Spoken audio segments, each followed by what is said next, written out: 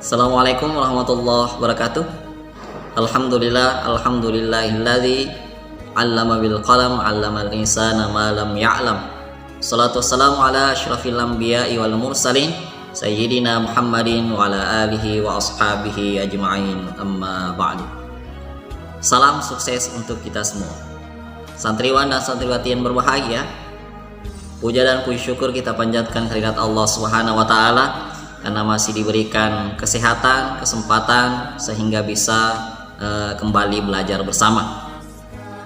Insyaallah kami akan menyampaikan kompetensi dasar di semester ini untuk kelas 12. Yang pertama adalah menganalisis konsep usul fikih.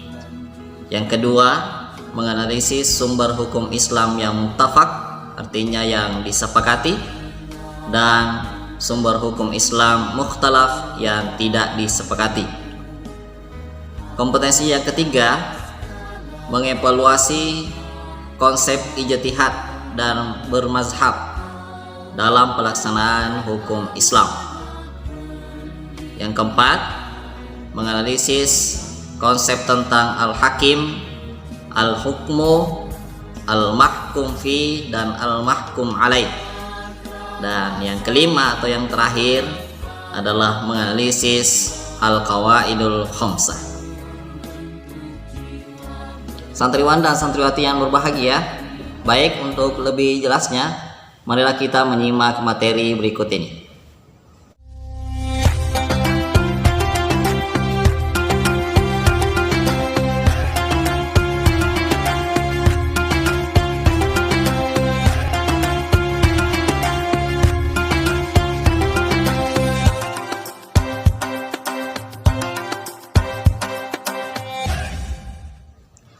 Santriwan dan santriwati yang berbahagia, berbicara tentang sumber hukum Islam dibagi dua. Ada sumber hukum Islam muttafaq, disepakati, ada pula yang mukhtalaf, tidak disepakati. Mari kita perhatikan indikator pembelajarannya. Yang pertama, membedakan sumber hukum Islam yang muttafaq dengan mukhtalaf.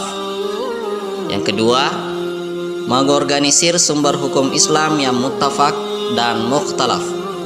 Dan yang terakhir, menemukan makna tersirat tentang sumber hukum Islam muttafaq dan mukhtalaf. Sumber hukum Islam muttafaq yang pertama adalah Al-Quran. Sebagaimana yang kita ketahui bersama, definisi Al-Quran itu adalah firman Allah yang diturunkan kepada Nabi Muhammad melalui perantaraan malaikat Jibril, di mana akan bernilai ibadah bagi yang membacanya. Berdasarkan kejelasan maknanya, ayat Al-Quran itu dibagi menjadi dua. Ada yang dikenal dengan istilah ayat muhkamat, ada yang ayat mutasyabihat. Ayat muhkamat artinya adalah ayat yang jelas maknanya. Contohnya, wa halallahu al-bai'a wa harramar riba. Jual beli itu halal dan riba haram. Itu udah jelas. Sedangkan ayat mutasyabihat artinya ayat yang tidak pasti arti dan maknanya, sehingga dapat dipahami dengan beberapa kemungkinan. Kita ambil contoh kata kuru, yang dapat berarti suci, dapat pula berarti haid. Dan inilah ayat yang perlu penjelasan dari hadis Rasulullah SAW. Dasar kehujahan Al-Quran sebagai sumber hukum Islam pertama itu bisa kita lihat dalam Quran surah An-Nisa ayat 105. Adapun pedoman dalam menetapkan hukum, Al-Quran dalam menetapkan hukum, yang pertama adalah tidak memberatkan. Contoh dalam Quran surah Al-Baqarah ayat 286. azimah, ketentuan-ketentuan umum Allah, diantaranya sholat wajib. Yang kedua, meminimalisir beban. Adanya rukhsah atau keringanan dalam ibadah. Kita ambil contoh menjama atau mengqashar salat apabila dalam perjalanan. Tentunya perjalanan itu diridhoi oleh Allah Subhanahu wa taala, bukan perjalanan dalam melakukan maksiat. Yang ketiga, pedoman dalam menetapkan hukum itu adalah sistemnya beransur-ansur, ataukah dalam arti kata bertahap. Salah satu contohnya adalah penetapan hukum khamar dengan judi.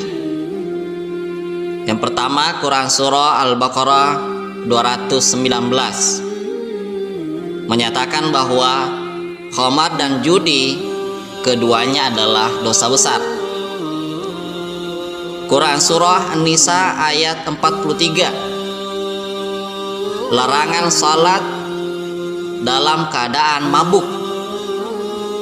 Kemudian turunlah perintah untuk menjauhi khamar itu dalam Quran Surah Al-Ma'idah ayat 90. Sumber hukum Islam muttafaq yang kedua setelah Al-Quran adalah hadis. Sebagaimana telah masyhur di kalangan kita, definisi hadis itu adalah segala sesuatu yang disandarkan kepada Nabi, baik berupa perkataan beliau, perbuatan, maupun ketetapannya. Macam-macam hadis. Ada yang disebut dengan hadis qauliyah, yaitu berupa ucapan atau perkataan Rasulullah. Kita ambil contoh hadis bahwasanya sahnya amal perbuatan itu tergantung pada niatnya, dan seseorang hanya memperoleh dari apa yang dia niatkan. Hadis riwayat Bukhari Muslim. Yang kedua, hadis fi'liyah, yaitu berupa perbuatan Rasulullah. Contohnya dalam sebuah hadis, salatlah kalian sebagaimana kalian melihatku salat. Hadis riwayat Bukhari Muslim. Yang ketiga, ada yang disebut dengan hadis takririyah. Artinya, ada sesuatu perbuatan yang dilakukan oleh para sahabat, namun Nabi membiarkan atau mendiamkannya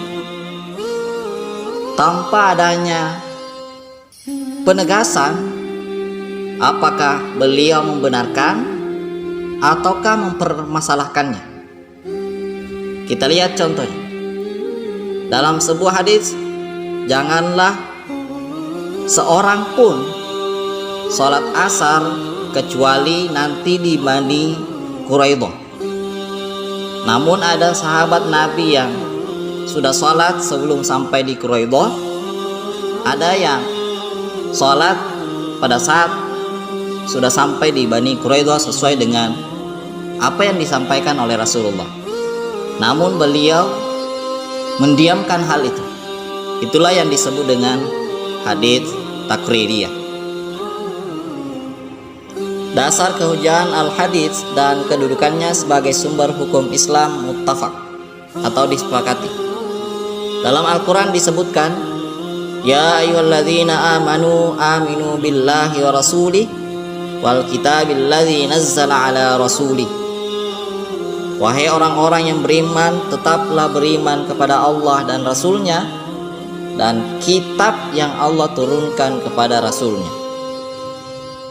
Sedangkan dalam sebuah hadis, aku tinggalkan dua pusaka untukmu yang kalian tidak akan tersesat selagi kamu berpegang kepada keduanya, yaitu berpegang kepada Al-Quran dan sunnah Rasulnya, atau disebut dengan Al-Hadits, hadis riwayat Malik.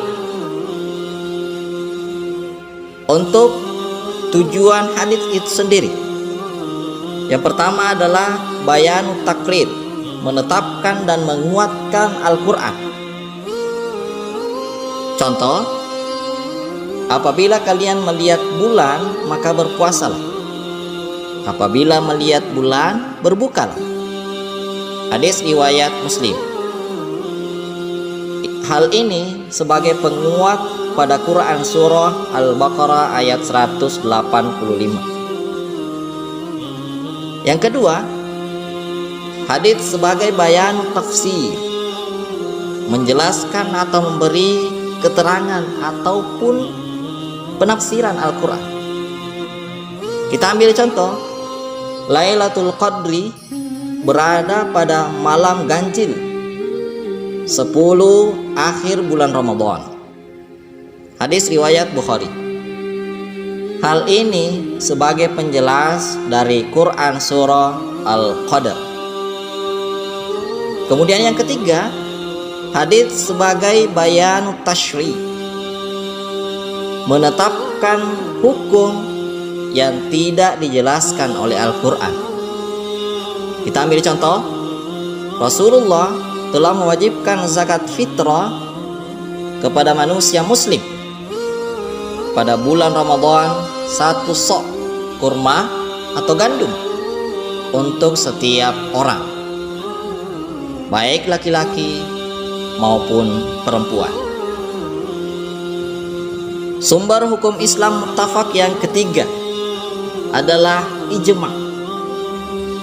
Definisi ijma' secara etimologis, kata ijma' merupakan masdar, kata benda verbal dari kata ajma'ah yang artinya memutuskan atau menyepakati sesuatu. Untuk rukun dan syarat ijma' itu sendiri, rukun dalam ijma' harus satu, yaitu kesepakatan ulama. Apabila tidak ada kesepakatan, maka itu bukan dinamakan ijma'. Sedangkan syarat ijma' itu sendiri, yang pertama adalah haruslah orang yang melakukan ijma' itu dalam jumlah yang banyak. Seluruh mujtahid menyetujui hukum syara yang telah mereka putuskan dengan tidak memandang negara, kebangsaan maupun golongan dari mereka. Yang ketiga, kesepakatan hendaklah dilakukan oleh mujtahid yang bersifat dan menjauhi hal-hal yang bid'ah. Yang keempat, mujtahid yang melakukan kesepakatan mestilah terdiri dari berbagai daerah. Dan yang terakhir, kesepakatan itu haruslah dilahirkan oleh masing-masing mereka secara tegas terhadap peristiwa tersebut, baik lewat perkataan maupun dengan perbuatan. Macam-macam ijma'. Jikalau ditinjau dari cara memperolehnya, terbagi dua. Yang pertama, ijma' sharih, jelas, adalah kebulatan yang dinyatakan oleh para mujtahidin. Yang kedua, ijma' sukuti, yaitu seorang mujtahid berpendapat atau mengeluarkan sebuah argumen dan diketahui oleh mujtahidin lainnya, tetapi mereka tidak menyatakan persetujuan ataupun bantahannya.